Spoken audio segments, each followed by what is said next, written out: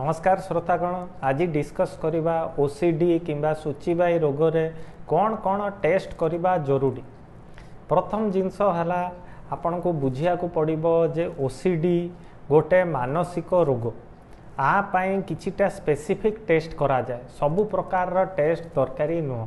प्रथम रे आसे ब्रेन स्कैन किंबा सीटी स्कैन, जहाँ द्वारा आमे जानी पारिबा जे मस्तिष्कर जो फिल्टर मेकानिजम टी सेटा ठीक भाव में काम करुच्ची कि नाई, सेटी की रक्त संचालन ठीक भाव में होची ना आउ किछि मस्तिष्कर असुविधा अच्छी जोटा कि जो फिल्टरिंग मेकानिजम को हैरान करिकिना खराब कर दूची, जहाँ जो कि ओसीडी बढ़ुची। द्वितीय जिनस है ब्लड टेस्ट। ब्लड टेस्ट रे आसे आपण को कंप्लीट ब्लड काउंट, जो थे कि जानिया पड़े किसी इन्फेक्शन किंबा हेमोग्लोबिन रे असुविधा अच्छी कि ना।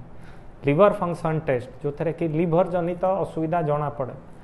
किडनी फंक्शन टेस्ट, सुगर आउ थायराइड प्रोफाइल आउ आकु छाड़देला पर केबे केबे परिस्रा परीक्षा भी करा जाए, कहीं केबे केबे किछि परिस्रा रे भी रसायन बाहर जोटा कि आपणकर फिल्टरिंग मेकानिजम को हैरान किंबा डिसरप्ट करियारे सबुबले प्रमाण मिली।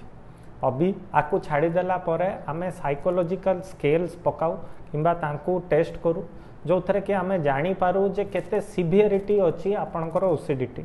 जदि ओसीडी रो सिवियरिटी अधिका अच्छी तो ट्रीटमेंट प्रोफाइल अलगा हुए, जदि कम अच्छी तो अलगा हुए, और जदि पूरा माइल्ड कि मिनिमल अच्छी ताहले भी अलगा प्रकार ट्रीटमेंट करा जाए। तो सबु बेले नेट किंबा काहाटू शुणिकिना निजको ओसीडी बोली प्रमाण कर दियंतुनी।